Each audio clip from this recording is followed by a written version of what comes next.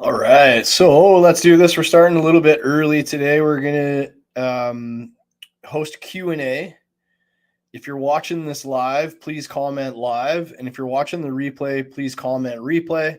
Let me know that you're here so that we can get into it. We're gonna do a Q&A. This is hosted in my Facebook group, Tom the Trainer's Tribe.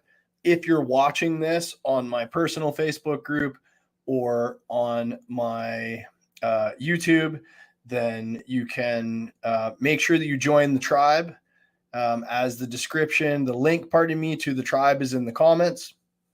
So this is a live Q&A. We're actually going to be doing 2 weeks worth of questions because I was sick last week. And so we're going to run through questions from last week as well as this week. So I wanted to get started early. And I'm just going to drop the link to the team in Tom the Trainer's Tribe to make sure that everybody is ready to rock and roll. And we will get started in a moment. So please just do me a favor. If you're here, comment live. If you're watching the replay, please comment replay. And we're going to get right into this really, really quickly here. Okay, so quick drop. Just dropping this in the chat for everybody. Sorry for the delay. There we go.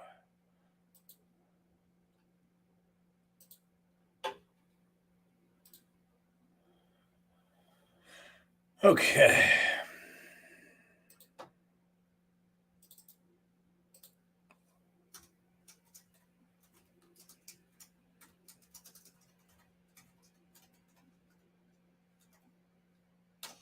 All right, everybody. So again, if you're watching this live, comment live. If you're watching the replay, comment replay. We're going to get right into it. I got a host of questions. We are just going to, what we do in the tribe is every week I host a post in the tribe to allow for people to ask questions, things that they want more information on. And then I go live every single week and answer those questions. As I mentioned earlier, I was sick last week, so I didn't go live. You can kind of still hear it in my voice a little bit. This week, we're going to do 2 weeks of Q&A. And if you're not in the tribe, join the tribe and you can ask questions for next week. So, first question that I'm going to answer is for Paul. And Paul's question is it okay to cut a workout in half when time is an issue so that you can perform harder on both parts of the workout? So I'm going to assume that what Paul means by this is when he says both parts of the workout, I'm assuming maybe he means training and cardio. So first I'll address it, assuming that's the question. When it comes to training and cardio, I'd say it's absolutely okay to separate the two. In fact, I believe that the best time to do cardio would be first thing in the morning fasted, personally. I think it's a really great way to start your day. And it gets you moving and it sparks your energy. And there are, there's some people who believe that you burn more calories if you do it that way, but then there's also contrary beliefs that your caloric expenditure slows, like you wind up cheating for the rest of the day, so you don't actually burn more calories. But I personally believe it's a really great way to start your day because you get up and you're moving, and you drink some water and you do it fasted. So absolutely, you can separate your training and your cardio from each other. The next best time to do cardio, in my opinion, is post workout, personally. And the reason why is I believe when you're working out and you're training and you're lifting weights, you deplete the glycogen levels within your muscles, which is your muscle's energy source for lifting. And as that energy source gets depleted and then you do cardio afterwards, I believe there's a higher likelihood that you're going to burn more body fat because your body has two energy sources, glycogen and body fat. So if your glycogen levels get depleted, it's more likely that your body's going to get into those fat reserves, right? Now, another way that I can interpret this is just like if you've got a workout planned and you're running short on time, and is it okay to split that workout in half, like the actual training of the workout?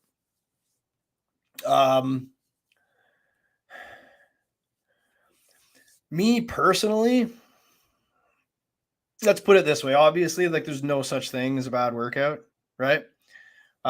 Me personally, I believe unless you're really strategic about it and you try to prioritize big compound movements in your first workout and then more like isolation movements in your second workout, I probably wouldn't ever split up my training per se unless I were to do it that way. So say for example, if you have a pull training day, then maybe you would work like, your big back muscles and prioritize those and then come back to finish the workout to do like some biceps later in the day. But I would say if time is a factor and you're like, I only have 30 minutes to do a workout, I would 100% say go to the gym, do what you can do in that 30 minutes, work as hard as you can in that 30 minutes, and then get out, right? And then work on managing your time a little bit better so that you can allocate as much time as you need to do your entire workout moving forward and just take that as a learning experience. That's the best way I would approach it. Now, I will say that I've been in this situation in the past, and there was a time where I only had 30 minutes to work out, and I went into the gym and I did a conventional deadlift with a plank variation, and then I did a sumo deadlift with a plank variation, and I rotated those for 30 minutes. And I'm telling you, every single muscle in my body was sore the next day. My chest, my triceps, my shoulders, like my biceps, like everything. So that's another thing to consider if you're running short on time. Prioritize compound movements, squats, bench, deadlift, those big movements that activate the most amount of muscle in that one movement, and deprioritize accessory movements or like isolation movements. Does that make sense? Just send a thumbs up, say makes sense in the chat for me, and I'm going to move on to my next question.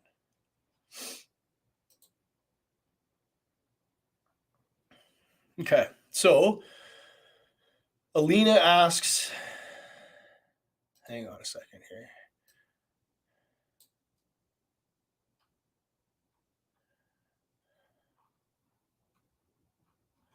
I'm going to go down to the bottom. All right. Robert asks, what types of supplements do you recommend or not recommend? For example, protein powder, amino acids, pre-workout, creatine, etc. This is a great question. I would personally say that supplements should be the top of your pyramid of priorities, if that makes sense, right? So if we're looking at our priorities of what is going to have the most effect on the outcome of our goals, your training, your nutrition, your whole food nutrition, your sleep, your recovery, managing your stress levels, drinking your water, those should be the bulk of your focus.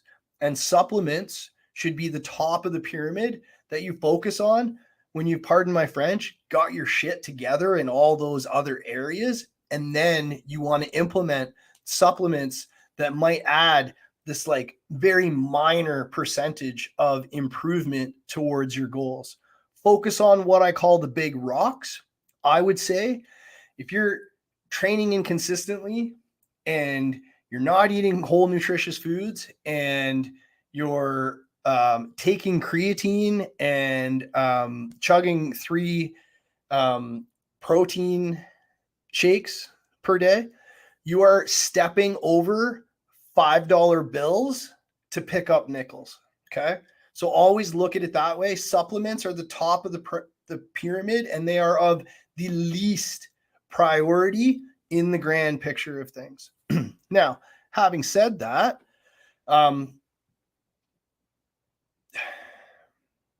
certain supplements, everything has a time and place. Creatine is a good supplement, in my opinion. Creatine's a good supplement as long as you have the other things in check and you focused on those priorities first. Then you can add creatine. It's well researched.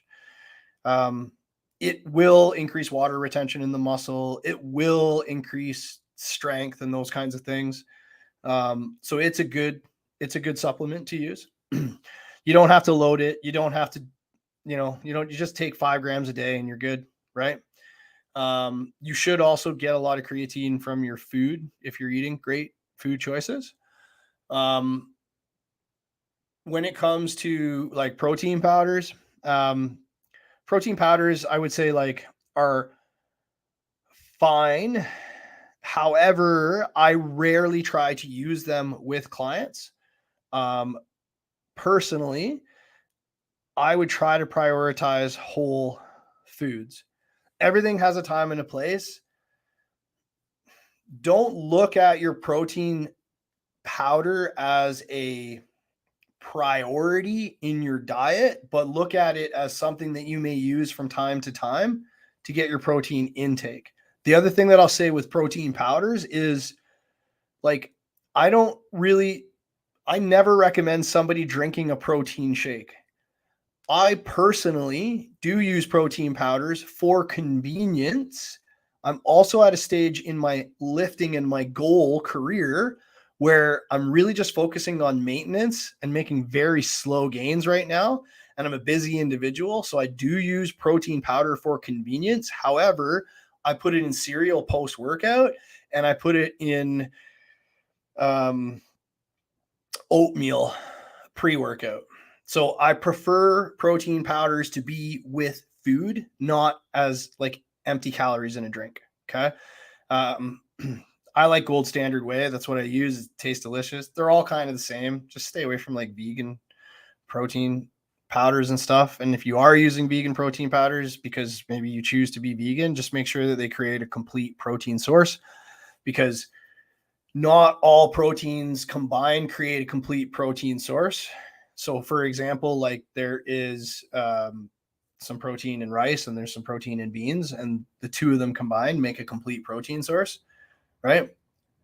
Obviously, like just make sure that you've got a complete protein source. And if you're not vegan or vegetarian, then like just stick with like whey proteins and things like that. Personally, like there's a lot of options out there. They're all kind of the same, right? In my opinion, I just do whey protein and seems to work fine for me. So the other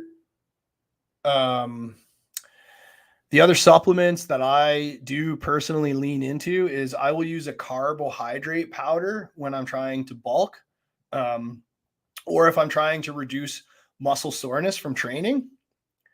So a high branch chain cyclic dextrin is great intra workout to reduce soreness.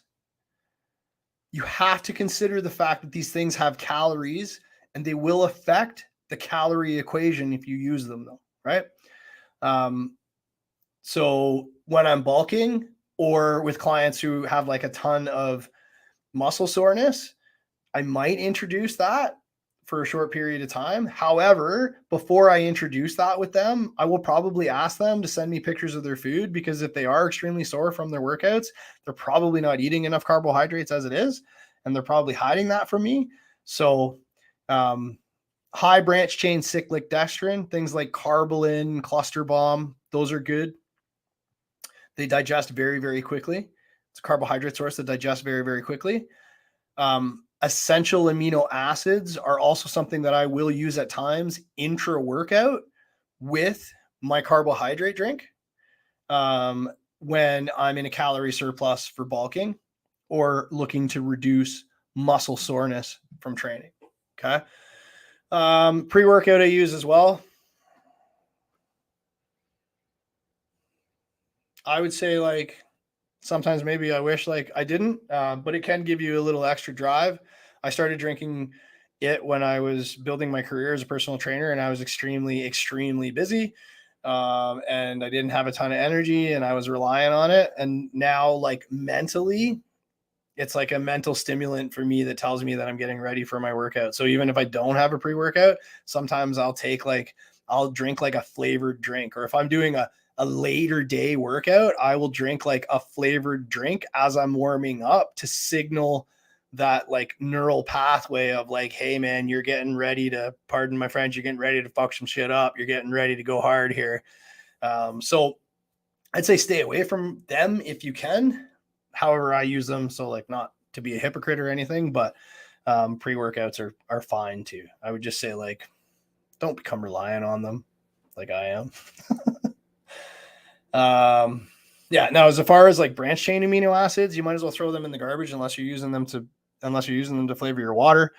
Like bulking shakes and stuff. Pardon my French, GTFO.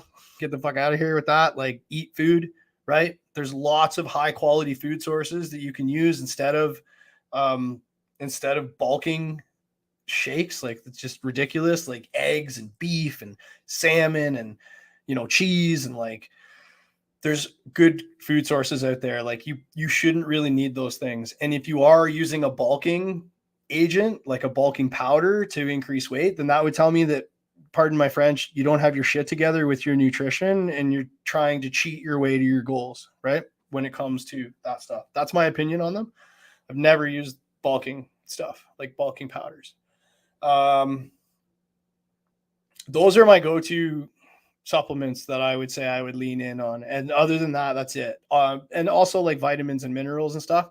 But I will also say that if you have your nutrition built out properly and you've got great food sources in your nutrition, you probably don't need a lot of extra like multivitamins or things like that. And you'll feel great if you have good food sources in your diet so that you have all your vitamins and your minerals present. Okay. Maybe really deep into a cut might be a good idea. If you're really, really lean, and we're talking like bodybuilder photo shoot lean, maybe, but that stuff should really all come from your nutrition.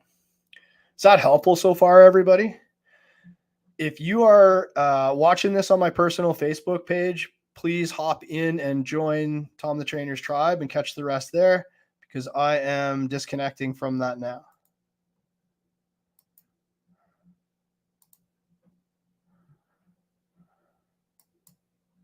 Okay.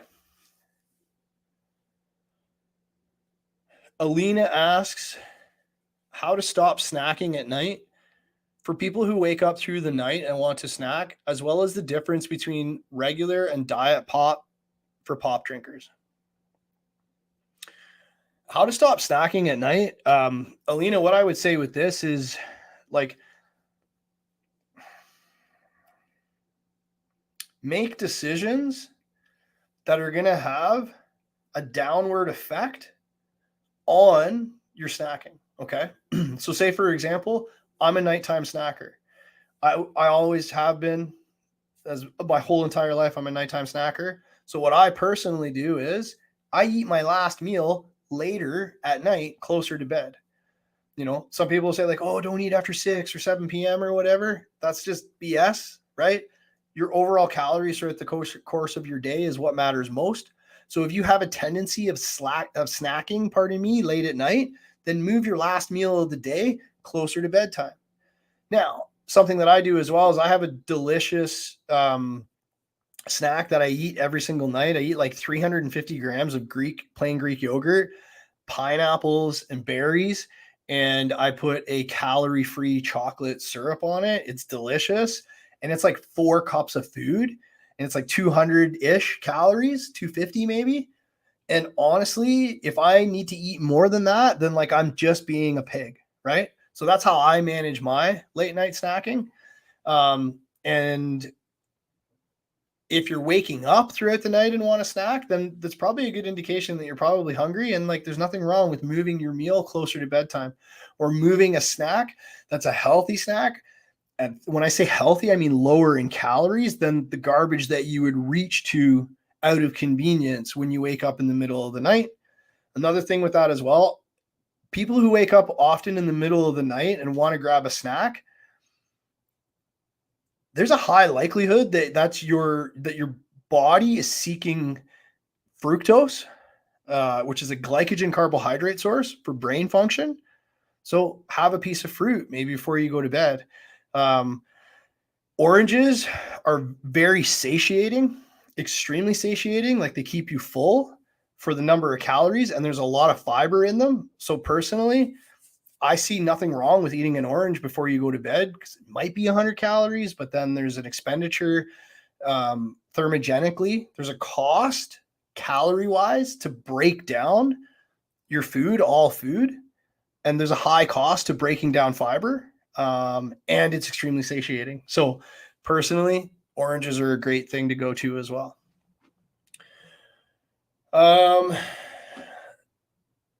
Is that helpful so far, everybody? Everybody just comment helpful in the chat. I want to make sure everybody's digging this. The difference between regular pop and diet pop for pop drinkers, the number one way that you can sabotage your diet is by drinking empty calories. And pop that's full of sugar is probably like one of the worst ways, the worst like liquid calorie source that you can have. When it comes to diet pops, I lean into them very hard at times, especially like deep into a photo shoot prep. Diet pop is carbonated, so it's filling because of the gas it creates in your stomach, and it's calorie free. There's research out there, and then like there's all this like garbage about like, oh, it's going to kill you and it's going to cause cancer. And it's like everything in moderation in life, right? If you go out in the sun too much, you're going to get skin cancer, right? Does that mean the sun's going to kill you if you go outside? No, it means like, don't go to like Mexico and not put on sunscreen, or just stand in the sun the whole time. And you know what I mean? Like, don't create risk. A lot of the scare tactics around diet sodas come from research with rodents where like you couldn't physically consume the amount of artificial sweeteners that they gave to those rodents that had a negative effect on the rodent's health, right? So calories are king, right? And being overweight is definitely not healthy. And if there's calories in your regular pop and it causes you to be overweight, then I would say, in my opinion, personally, I'm going to lean into diet sodas more than regular sodas.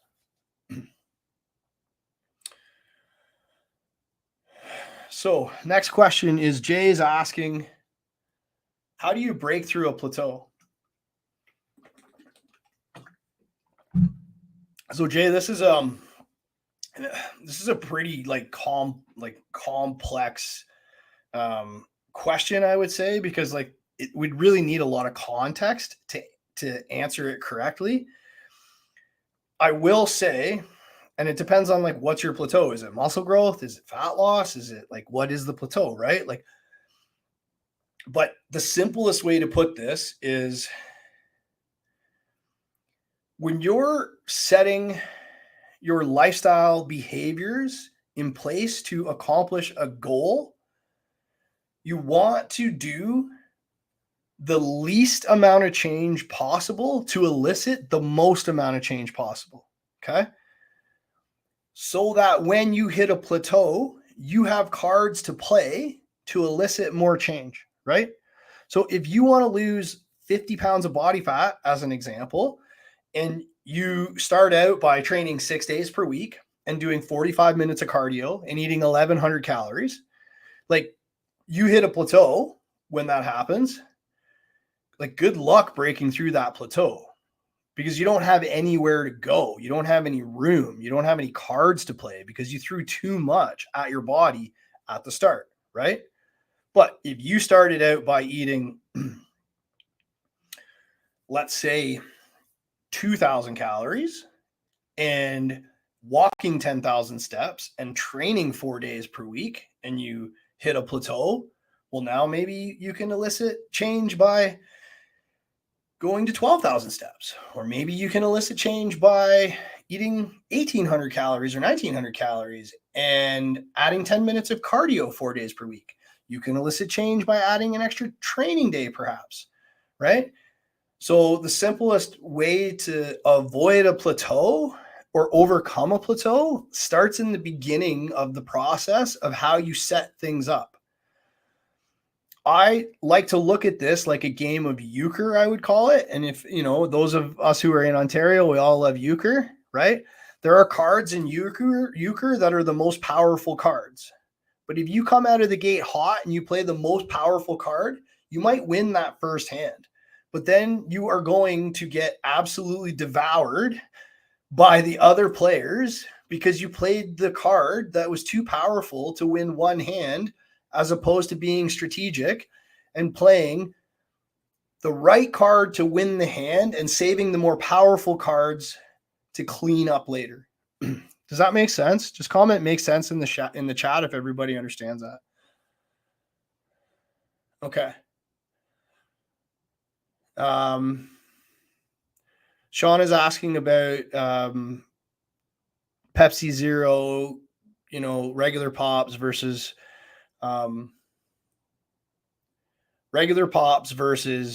like diet and pops that have 0 calories, and I already covered that. Mohammed's asking, can you do full bicep workout? I'm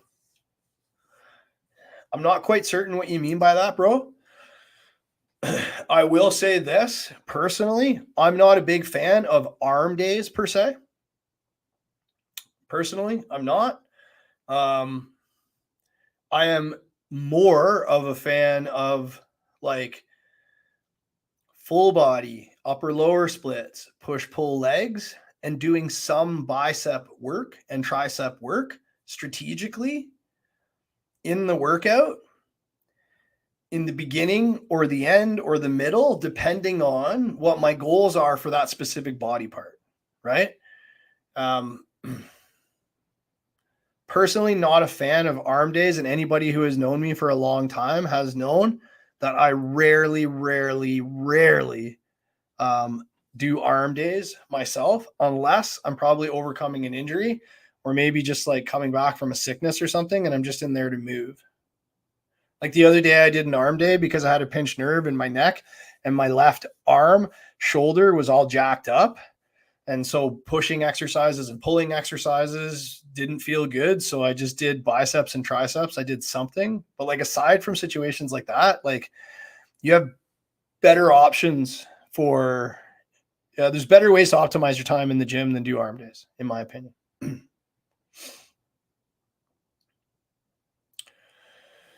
Dave, energy boosting mid-afternoon snack is the question. So when it comes to this, Dave, I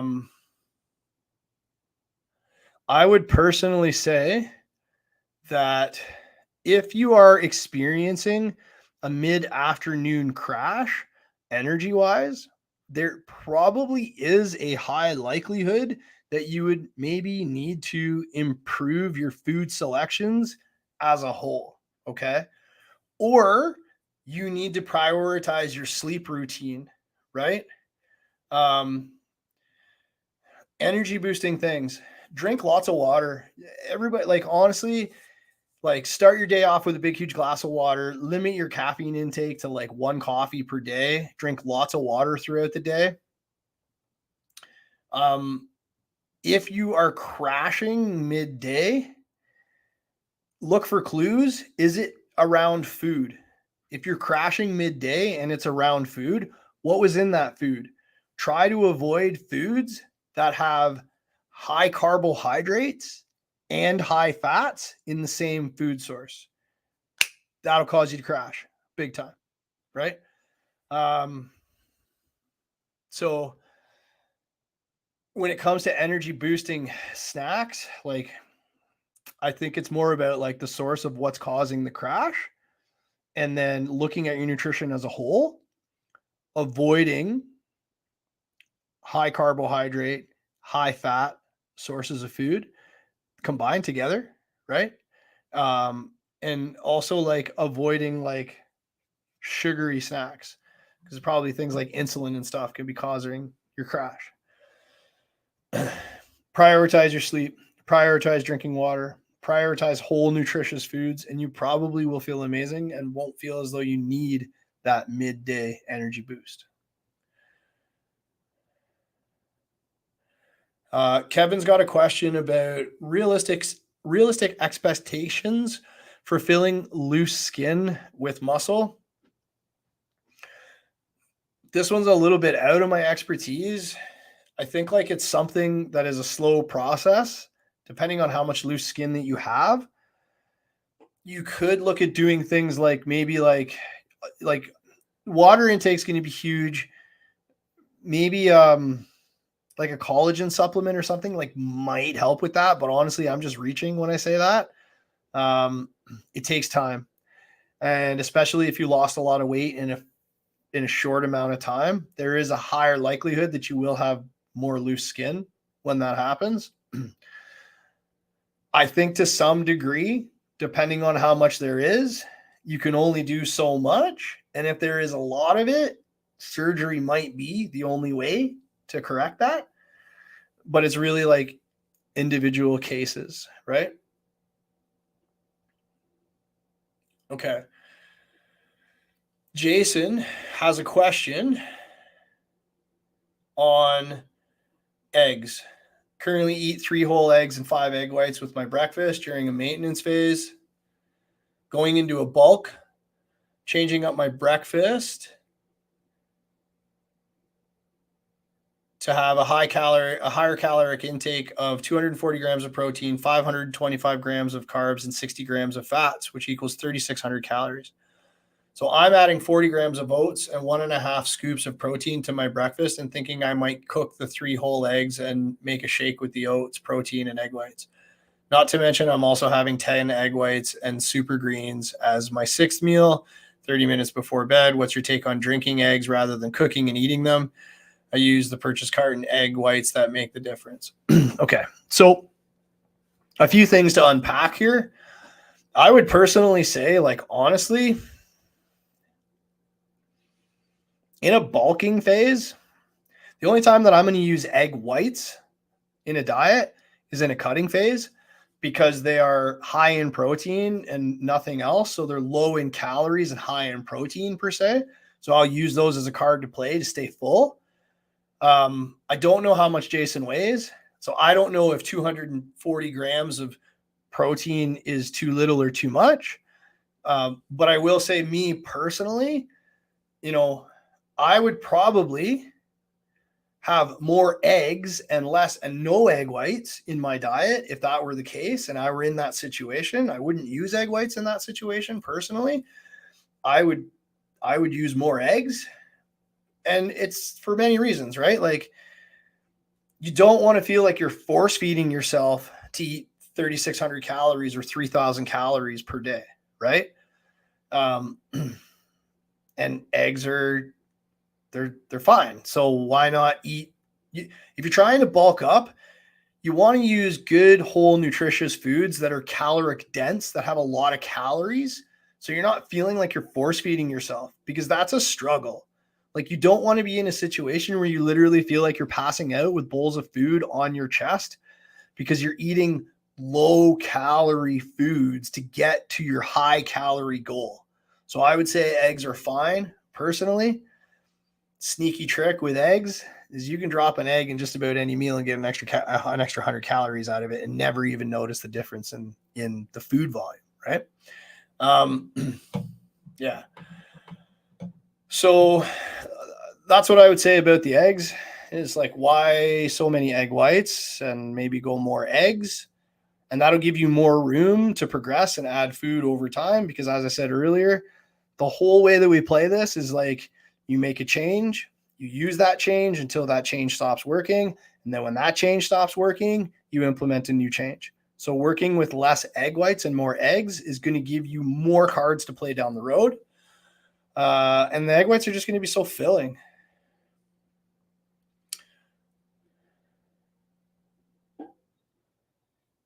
Yeah. As far as like drinking eggs versus cooking them, I don't know. Like, my thoughts on it is that, like, drinking eggs is gross. Just, I don't know. It just kind of grosses me out. So I would cook them. I wouldn't necessarily drink them. I think they're fine as long as they're in like healthy, like good temperatures. But I don't know. I think it's gross. Like, sorry if this grosses people out. Like, drinking an egg to me is just like, I don't know. It's like drinking like a cup of snot. Like, I'd rather cook it and eat it. just, I don't know, not my thing. Is that helpful so far? Is everybody getting mad value from this? Just say value in the chat if you're getting some value from this, please. Next question from Angie is, I get nauseated during lifting. I think it's because I drink too much water. On cardio days, I get excessively hungry and want to eat all day. What foods are best to stay full that won't undo your day? Tilapia and broccoli don't cut it. Yeah, I can see that. Neither does my 4 scrambled eggs. Thank you. So, Angie, I would probably need more information to have the best answer for this, but I do see some signs here. Tilapia and broccoli, like the egg white, the whitefish and broccoli diets are not things that I'm very fond of personally. I don't know how much fat you're eating in a day, but fat's an important macronutrient to have in your diet. And if it gets too low, it can definitely affect your hormones.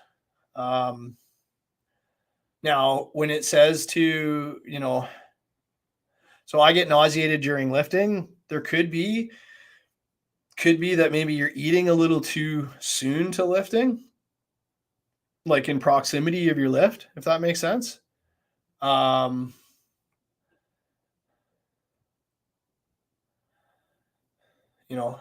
If it's from drinking too much water, hard to say. And on cardio days, I get excessively hungry and want to eat all day. Based on some of the signs of which you've told me, like when you say tilapia and broccoli, I think probably honestly you might not have enough food in your diet, and you might not have enough vitamins, minerals, and micronutrients in your diet, big picture wise. And that might be why you're just not feeling well on that diet, right? When I set a diet up for people, I'm setting up diets for people like I'm generally using like eggs, red meat, chicken, salmon, cheese, yogurt, like rice, potatoes, right? Like those are the kinds of foods, spinach, peppers, like those are the kind of foods that I think are like great foods that'll make you feel good while you're dieting. And I just see a sign, I don't have all the context, that you might be following a very restrictive diet. So that might be why you're not feeling well on it. When it comes to foods that are going to help keep you full, the highest foods on this, like the highest foods to keep you satiated per like gram of food, like volume of food, are potatoes and oranges. And then cruciferous vegetables will help keep you full as well. So you want to think about foods that are like gassy foods that make you feel gassy from consuming. Broccoli, cauliflower, potatoes are a gassy food. Those are going to help keep you full. I would need more context to understand this fully. I don't know how much weight you're looking to lose or what your calories are at. But I would also consider, if you're feeling nauseous, like you might need to have a deep dive and look at your diet. Like, is there enough food? What are the sources of your foods that you're using? How low are your calories? Are you being far too restrictive and you feel poor because you don't have the right vitamins and the minerals and like literally your body's starving and like those kinds of things? I can't say for certain without knowing your whole story. Shoot me a message if you want a little bit more like help. Personally, we could maybe have like more context and see if I can help you as an individual. Tracy is asking, would you recommend a female in her 50s take creatine? Tracy, I don't see any problem with that personally. I'm not a doctor and that kind of stuff, but like I don't see a problem with that. I will say, as I said earlier in the training, supplements are the top of the priority, meaning like supplements should be the least most important thing in your consideration of priorities overall. Creatine is not a bad thing to take, but look at it as I've got all the other stuff dialed in. What am I going to do for supplements? Okay.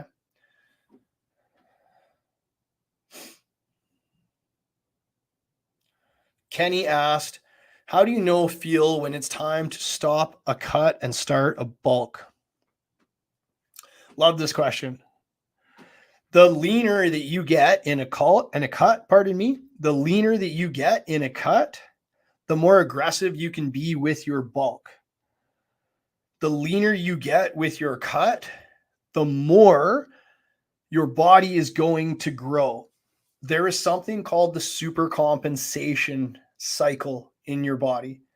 When you induce fatigue into your body and you induce stress into your body will compensate to avoid that stress and that fatigue in the future. So if you get very lean and very low body fat levels, your body will supercompensate after aggressively cutting to put on as much muscle as possible, soak up the calories that you're consuming, and grow. I believe you will grow more in 6 weeks following an aggressive cut than you will the entire rest of the year. The most amount of muscle I put on in roughly a 1 year period in my 40s, late 30s, pardon me, I put on 11 pounds of muscle in 11 months while suffering from a neck injury that literally made my lat like disappear, and muscle was atrophying, disappearing from the right side of my body from my neck nerve injury. I still put on 11 pounds in 11 months, doing 2 photo shoots in 11 months because I dieted down and I rebounded out of my diet with an aggressive bulk and then cut back down for the second photo shoot. And then I put on a lot of muscle. So like my first photo shoot, I was in and around 165 pounds. My most recent photo shoot, I was 183 and a half pounds, 185 pounds, in and around there. Very, very similar body fat levels. So the more aggressive you can be with your cut, the better when it comes to rebounding and bulking. I have put like 15 pounds on clients after an aggressive cut without losing sight of their abs in like 3 months or something. My client, Jeff, we cut him down from 230 to 215 and then rebounded him out of that and brought him back up over 230. And it was like in and around 3 or 4 months that we put 15 pounds on him without losing sight of his abs. I did a similar thing with my client, Mike. He went from 213 down to 183 up to 215 without losing sight of his abs. So he put on like 30 some odd pounds. And he didn't lose sight of his abs in the process. He did put on some body fat in the process, but he put on a lot of muscle. I'm telling you, the rebound after an aggressive cut is gold, and it is so much fun. So when it's time to stop the cut and start the bulk, your body's going to tell you too. Like there's going to be times where just like no matter what you do, you just feel like you're starving constantly. And your body's just going to tell you, your body's going to give you signs. Listen to those signs. But the leaner you get, the more aggressive you can be with the rebound and the more muscle you will put on.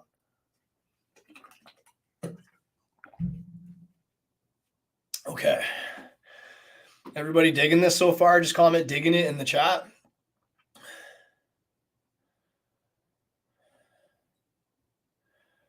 Rob's question is the easy bar versus the straight bar for upright rows.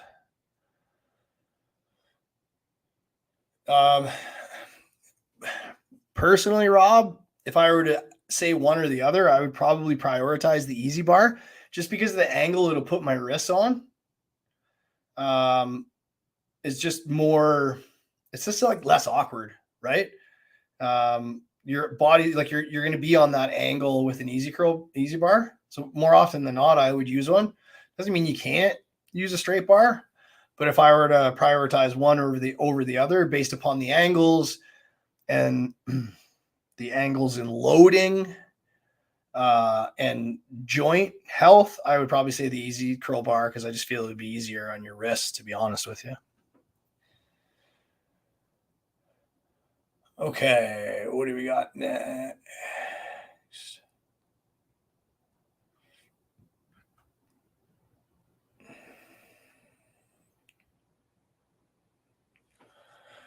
Ron's asking, what would you recommend as a workout and meal plan to burn the fat in the midsection, aka belly and organ fat?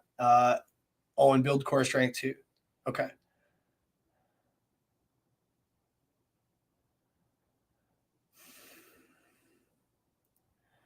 And I will actually, I'm actually going to point this out because I'm going to be really honest.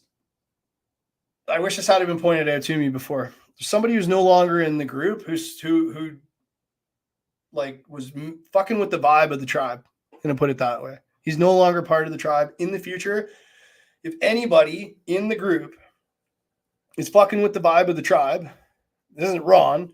This is something I see from somebody else. Please, everybody bring that to my attention. This person's already gone out of the tribe because they didn't fit in, because nobody liked their vibe. But I also just want to say, like, it's not necessary to force your opinions on others in the tribe. And if you do that, you will be removed. So, Ron, this is an amazing question.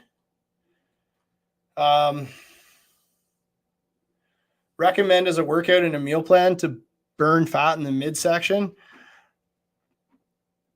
I'm going to do a shameless plug here. Like, and build core strength. Like, I would recommend, based upon where you're training, if you're training in the gym, I would recommend the fast fat loss frequency method. And if you're training at home, I would recommend Metabolic Muscle Madness to lose body fat with one of my diets. Like, if I were to recommend anything, Ron, you can shoot me a message and we could see if we'd be a good fit. I know of you, Ron, so like I think it would be. And it's not a shameless plug. It's just I believe in what I do.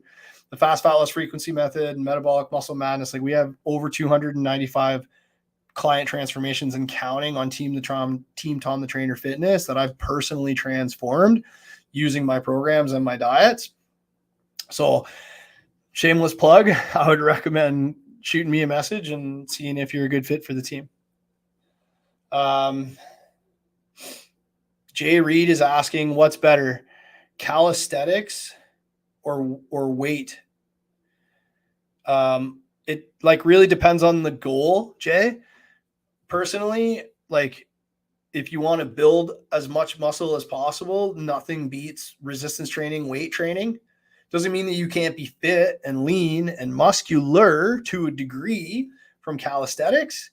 However, depending on what your goal is, what do you want to accomplish? What body do you want to have? How do you want to look? Do you want to look like a bodybuilder, or do you want to look like someone who does calisthenics, right? What's the goal? And then specificity in training towards the goal. If you want to look like a gymnast per se, then calisthenics. If you want to look more like a bodybuilder, then resistance training with weight, right? The law of specificity in training matters. What's the goal? What's the specific training modality to accomplish that goal best should always be considered, right? So it depends on the goal.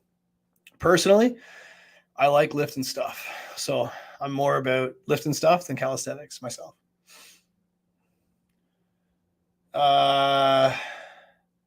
Smitty asked, I've been on a gym hiatus for 2 months. Should I start by doing full body workouts 3 days a week? Yeah, man, 100%. Fast fat loss frequency method's all about full body workouts.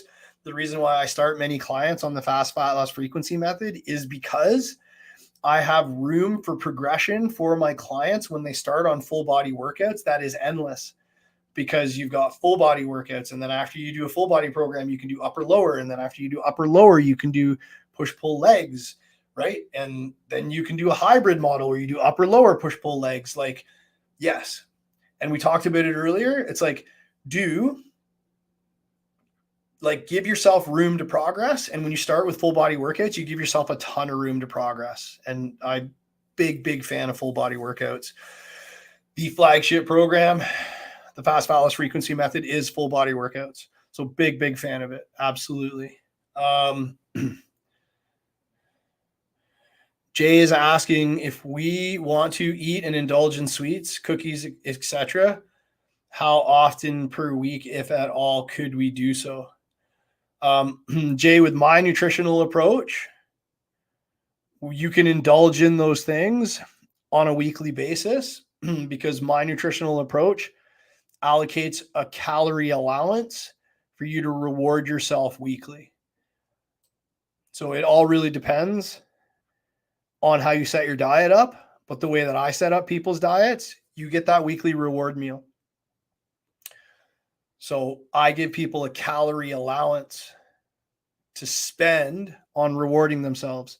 Birthdays, barbecues, holidays, social events are part of life. They should be part of the plan. You should set your diet up in a way where you can indulge on the foods that you love, especially on weekends, because that's when it's most likely that you're going to run into a situation where you like don't have the ability to be as strict as you normally would throughout the week. So you should set your diet up where you have the option to do that weekly. And 295 plus client transformations and counting doing it that way.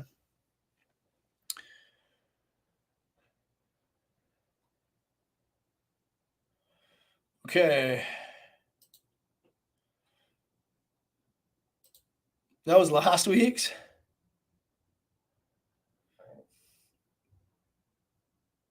A couple more here.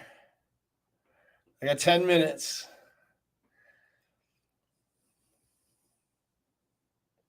And she's asking when we do another live. Happening right now.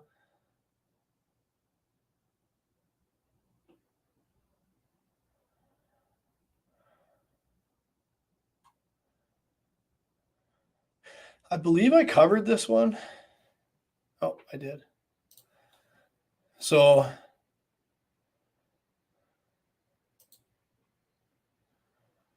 now we're on this week's.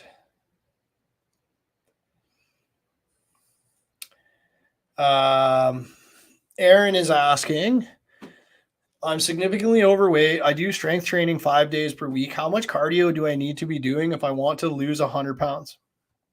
Awesome question. Start out with the least amount of cardio possible to lose 2 to 3 pounds per week, so that you have the card to play of increasing your activity levels as you progress and don't hit a plateau, right? So like I will start clients out with literally as little as like 10 or 12 minutes of cardio most of the time. I personally won't even introduce cardio into my routine until I've I lost 20 pounds after a bulk and a vacation. I lost 20 pounds without doing a stitch of cardio. And then when I did introduce cardio, I introduced 20 minutes, 4 days per week. As little as possible to achieve 2 to 3 pounds of weight loss, maximum per week, and leave yourself room to do more, right?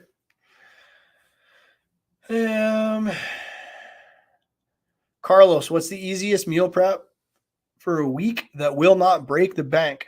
Awesome question. So just taking a drink here. This is a little bit of a longer Q&A in the tribe because of the fact that it's 2 weeks in one. Hope everybody's finding this helpful.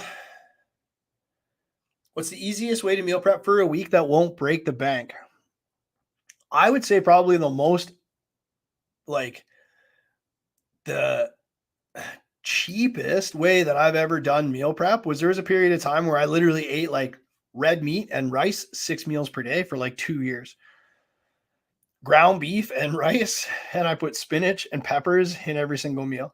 And then I calorie cycled, like I ate handfuls of Sour Patch Kids on weekends and stuff. But I could get ground beef very cheap. Rice is extremely cheap. Peppers and spinach and stuff are extremely cheap. And I literally that's what I ate for like 2 years. Now, I don't know that everybody would want to do that, right? But ground meats are very cheap. I would say buying in bulk is very cheap, right? Ground beef, ground turkey, ground chicken, Chicken breasts, very cheap, and you're buying it in bulk. Rice is extremely cheap. Potatoes are pretty cheap as well. Oatmeal is pretty cheap. Those are the kind of like things you could like really lean into. I think eggs are pretty cheap as well.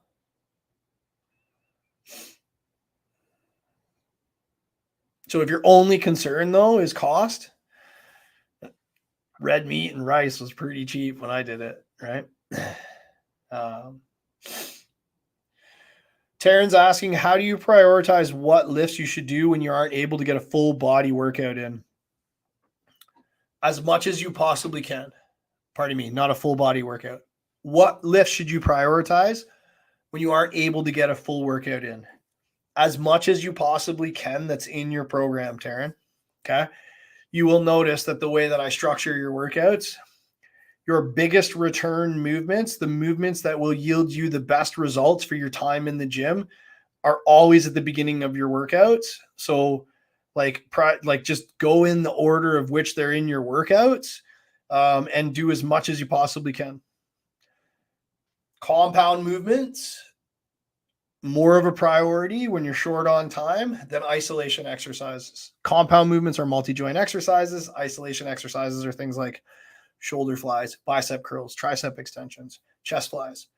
Whereas compound is going to be like squats, bench, deadlift, rows, overhead press. Bobby, mobility training, if and when I should do it, and whether I should do it on the same day, or can it be incorporated into a workout split along with strength training? So, excellent question. Personally, and my clients will attest, I have a mobility routine that gets people moving well that I give to all my clients to start at the beginning of their workouts. If you are extremely educated on movement, like very proficient in how the body moves, you can incorporate mobility in your exercise execution and selection, which is what I do. I don't do a lot of mobility work anymore, but I move the best I've ever moved in my life. The reason is I choose exercises that lengthen muscles strategically. And I execute those exercises looking at the details of how the body works and getting those muscles to lengthen under load. Because if they can lengthen under load and you can make them stronger when they're lengthened, you will stay mobile. So that's how I do it. But mobility training is a brilliant thing that you should be doing. And I would personally prioritize it at the beginning of your workouts so that you move well when you lift, you reduce your risk of injury, and you get the most out of training because you're moving well. Moving along. Robert, advantages and disadvantages of using machines versus free weights. Man, awesome question. Okay. Or is it just an ego thing? So it's not an ego thing. Every tool in the gym should be looked at as though it has strengths and weaknesses or pros and cons to using it. So, for example, with free weights, you're going to use probably more stabilizers. You're going to probably be able to make sure that you're correcting more left, right imbalances and those kinds of things. You're probably going to use more overall muscular activation for free weights than you will on machines, because you can use machines to isolate and smash a specific muscle because there's all kinds of external support from the machine. Does that make sense? When you have to support things, you're going to elicit more overall musculature in your body that's going to be under tension. Say, for example, in a dumbbell bench press versus hopping in a chest press machine where you can just isolate the living hell out of your chest. When it comes to what's your goal, is your goal like to be really efficient with your time, burn as much body fat as possible and activate and be really efficient with your workouts? Then I would say free weights. Is your goal to smash the living you know what out of specific muscles to get them to grow because your training is more for growth than machines? Also, what's your capability? Do you have the capability to move free weights well? If you do not, then you should start on machines and move to free weights later. So everything in the gym is a tool that has a purpose and should be used. And when I look at a machine, and I nerd out and I'm like, what's the best way I can use this machine? Right? A barbell bench press, awesome exercise. However, I don't want to fail on a barbell bench press, but I can grab a chest press machine and I can absolutely destroy my pecs and take them to absolute failure, which is going to be better for hypertrophy. But the barbell bench press is going to activate more muscles overall. That's how I look at things. I'm going to stop there because I was going to nerd right out. I'm running out of time. Nick is asking, if you overtrain a specific muscle group, what's the best way to recover from it?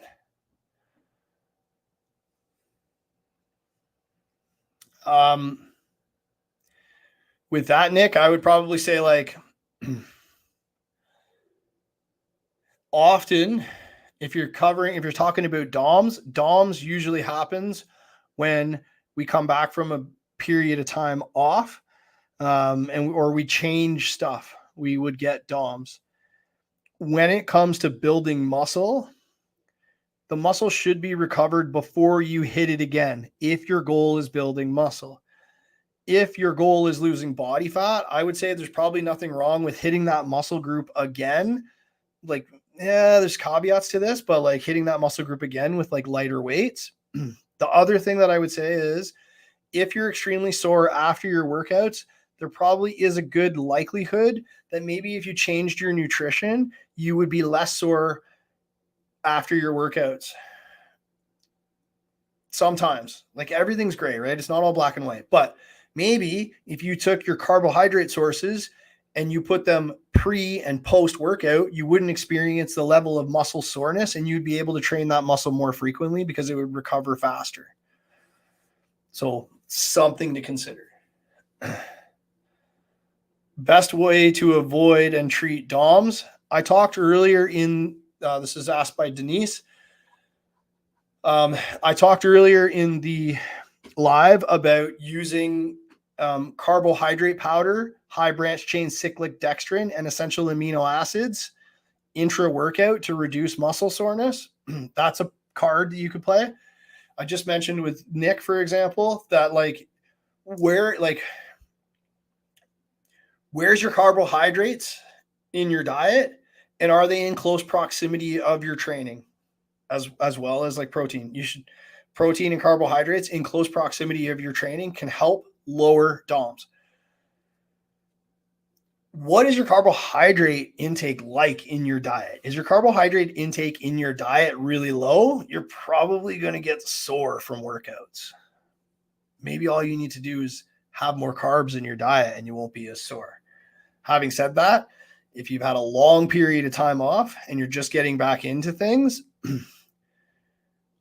slow and steady progress. Don't go into the gym after a long period of time and think about smashing your muscles. Not to say that's what you're doing, but these are just likelihoods of causes. Think, okay, I have been off for a while. I'm going to go in and I'm not going to do a bicep tricep day or a chest day. I'm going to go in and I'm going to do a full body workout. And I'm not going to go all out on my workout because I've been off for a while. I'm going to go in and I'm going to move and I'm going to put blood into the muscle. Then I'm going to see how I respond to that workout. And if I'm extremely sore, then that means I probably did a little bit too much and I need to back off a little bit. And then I back off the workload and then I can like manage and I feel good. Okay, great. Well, now I can increase the workload again a little bit. So your starting point, your workload in training can dictate and have an effect on muscle soreness. sometimes when you take a lot of time off, like it's just going to happen. But also, like, what are you doing when you walk in the gym after a long time off? Don't do too much, right?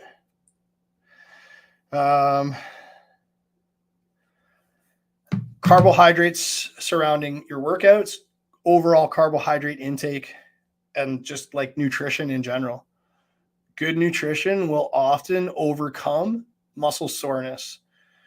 Often. Okay. Okay. I think that is it, everybody.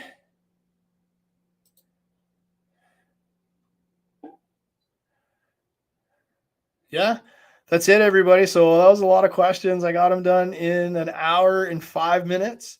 Was this useful to everybody? If you found this useful, please comment useful in the chat. Can't wait to get to your questions next week. This is a lot of fun. I hope that you found this extremely useful. Everybody have the best day ever. And if you found this useful, just comment useful in the chat. Take care. See you next week.